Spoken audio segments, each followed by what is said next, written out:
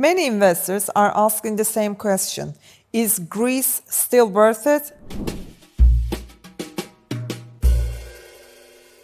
After more than a decade of change, the golden visa landscape looks very different from when it first began in 2013.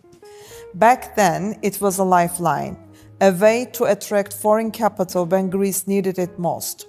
And it worked. Billions of euros entered the market. The real estate sector revived and confidence slowly returned.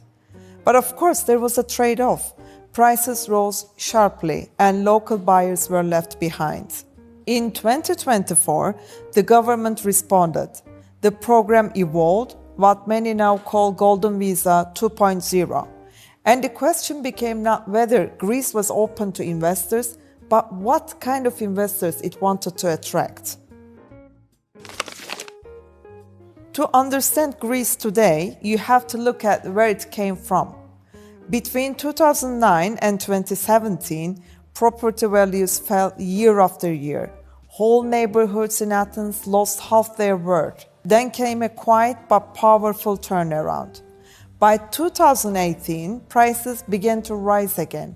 Confidence returned, first in the capital, of course in Athens, then in the coastal regions and slowly across the country. But Greece, it's not one market, it's many. Athens behaves more like Lisbon or Madrid, and Thessaloniki like a mid-sized European hub, and the islands follow their own rhythm, shaped by tourism and seasonal demand. That's the first lesson. Location defines everything here. Under the NEEM framework, the program became more structured and more selective. There are now three main thresholds. €250,000 for restoration projects, converting old and commercial buildings into homes, often with cultural and or urban renewal goals. €400,000 for properties in smaller cities or rural areas with a population up to 3,100 people, where investment can support local economies. €800,000 for anywhere with a population above 3,100 people. Major cities and many islands fall into this category. The goal is balance.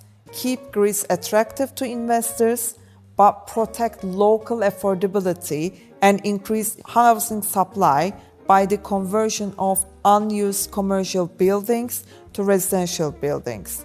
It's a policy shift away from volume and toward value. So, where does that leave investors? In a more mature but still promising market. The fundamentals remain strong. Tourism continues to grow, creating steady rental demand. Urban redevelopment is reshaping Athens and Thessaloniki. And while prices have risen, they still sit below many Western European capitals.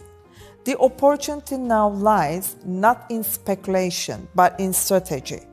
Combining property ownership with long-term residency and aligning investment with lifestyle or generational goals. A well-chosen property can serve multiple purposes: a personal base in Europe, a source of rental income, and a long-term hedge against uncertainty elsewhere. The investors succeeding in Greece today are not chasing quick returns.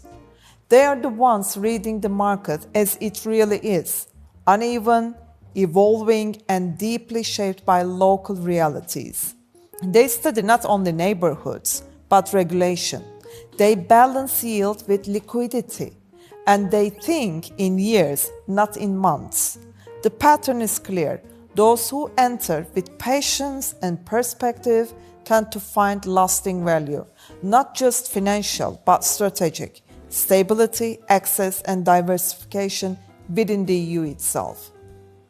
So, is Greece still the smart play? It depends on what you value. If you're seeking fast flips or speculation to make money, huge money, perhaps not. But if you're building a long-term base in Europe, combining investment, mobility, and quality of life, then Greece remains one of the most compelling options on the map. The Golden Visa 2.0 didn't close the door, it simply raised the bar. And in doing so, it reminded investors of a timeless principle. In real estate, as in life, the smartest opportunities often belong to those who think beyond the short term.